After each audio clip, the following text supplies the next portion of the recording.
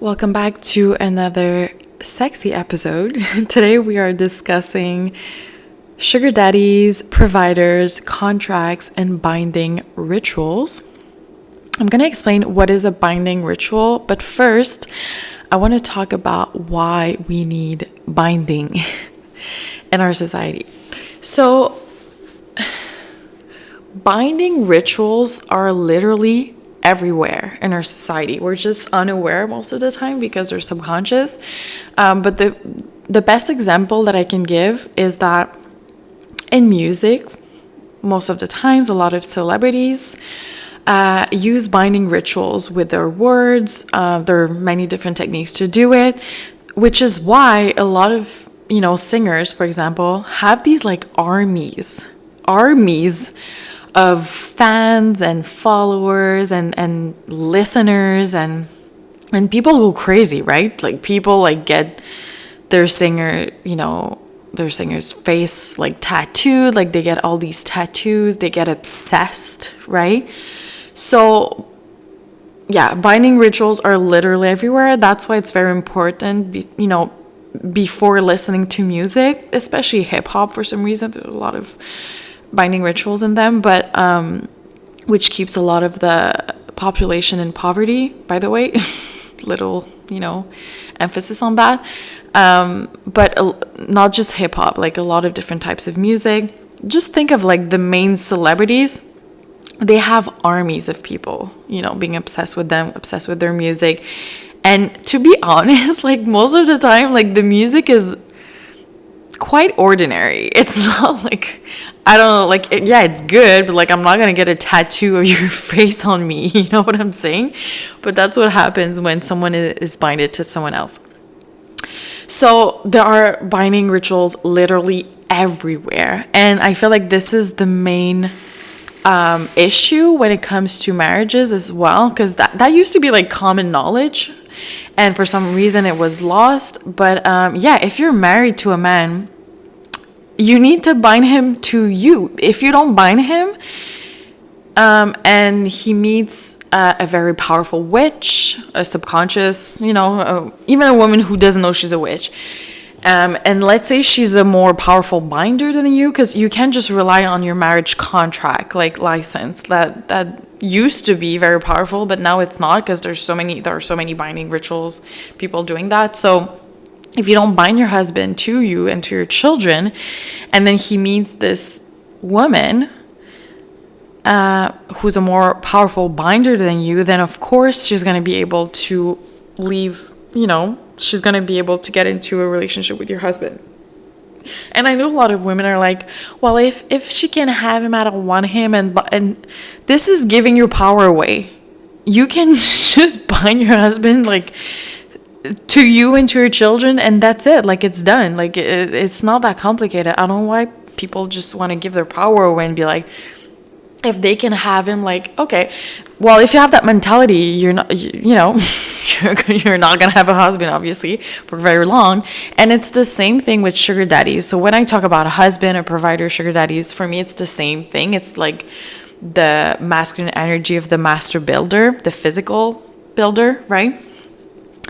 So once again, if you have a sugar daddy, you want to bind him, especially his money. You want to bind his money to you, because there are so many, like, do you understand how many like hot women there is on this planet? Like there's a lot of hot women, that are prettier, younger, whatever, more magnetic than you.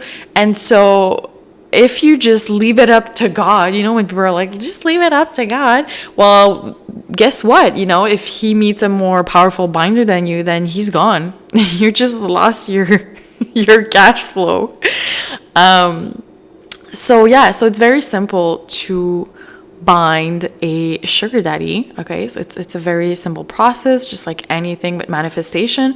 First of all, you need to, of course, want to bind him. Like, I know that's like simple because it's kind of obvious, but trust me, like a lot of women are like, giving their power away, and they don't do these binding rituals because they're afraid of it, because they're afraid of their own power, because they think that they don't have to do this, because if a man really wants them, they don't have to do that, and it's manipulation, blah blah.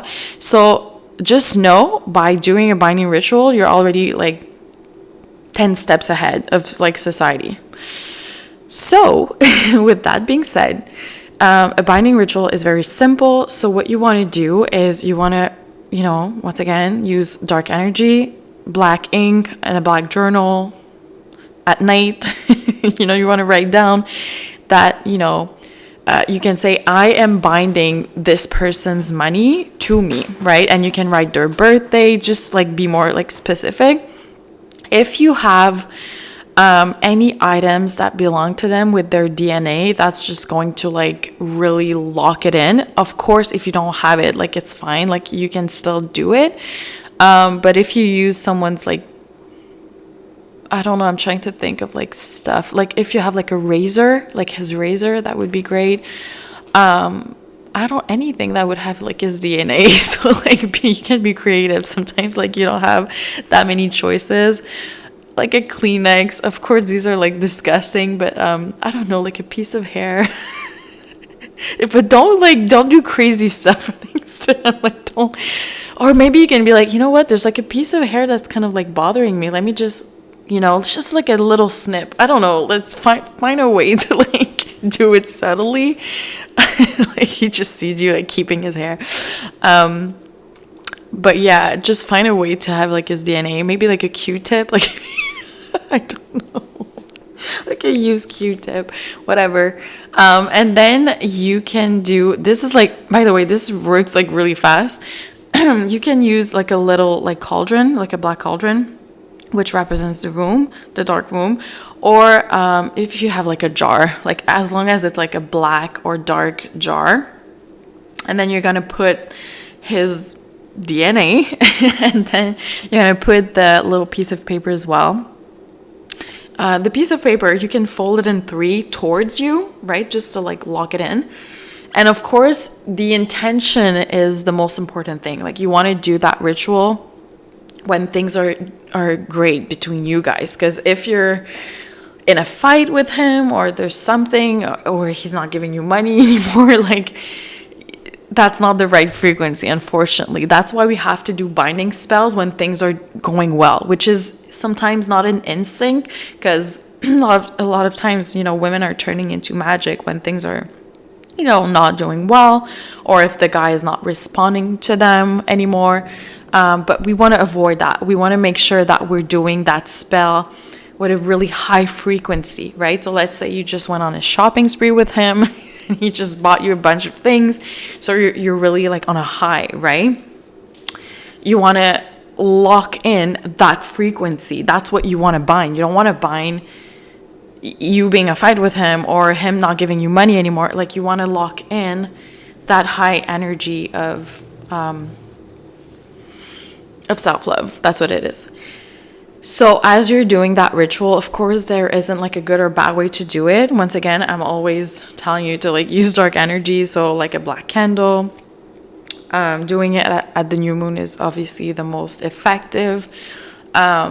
You can also bury that piece of paper in the earth as well. That's another way. But I feel like jar spells, for some reason, like they're really freaking powerful. And it's like, for me, it's like less than 24 hours. Like it just gets amplified.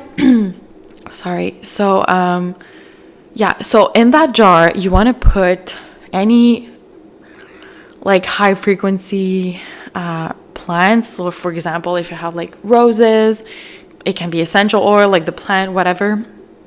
So roses in there, that's a really high frequency. You can put some honey, like you want to do like a Venusian ritual, right? So honey, cinnamon, orange peel, like anything that's connected to abundance. And that's how you bind. And of course you have to like seal it, or at least put like a piece of paper on top of it, and then an elastic, for example, if you cannot seal it. If it's like, these little like love jar, you can like put some some wax to like lock it in, basically. So anyway, you just want to like put a lid on top of it. That's what we need to do. And you can also add, by the way, your perfume in there as well, especially a perfume that he loves, that he always gives you compliment. You want to put that energy into that. And then of course you want to hide that jar or put it into a space where no one's going to touch it, no one's going to see it, it's going to be in the darkness. So yeah, that's how you bind a sugar daddy to you, or a husband provider. You can also bind your husband or the father of your children to your kids, because unfortunately that's what I see a lot of women do, or actually not do. Like a lot of single mothers don't know that they have this kind of power, and unfortunately, it's actually very common for men to not pay child support. Like 70% of men don't pay child support, because there are ways to, there's a lot of loopholes in the system. And so, you can actually bind, let's say you're not in a relationship anymore, you can bind the father of your children's money or presents. You can, like, whatever, because if you want, of course, your child to have a father and you don't have a new husband. So you want to bind the father of your child to your child. So this is going to work as well. This is, this doesn't have to be just for like getting money or purses from like a sugar daddy. Like you can also use it as a single mother to bind the father of your children to them. What else can I add to that? Once again, the frequency of the intention is what's most important. You don't want to make that ritual, that spell, if you're in a bad space mentally. For example, if you're like, you just got into an argument with, your ex, which is the father of your child, that's not a good timing, of course.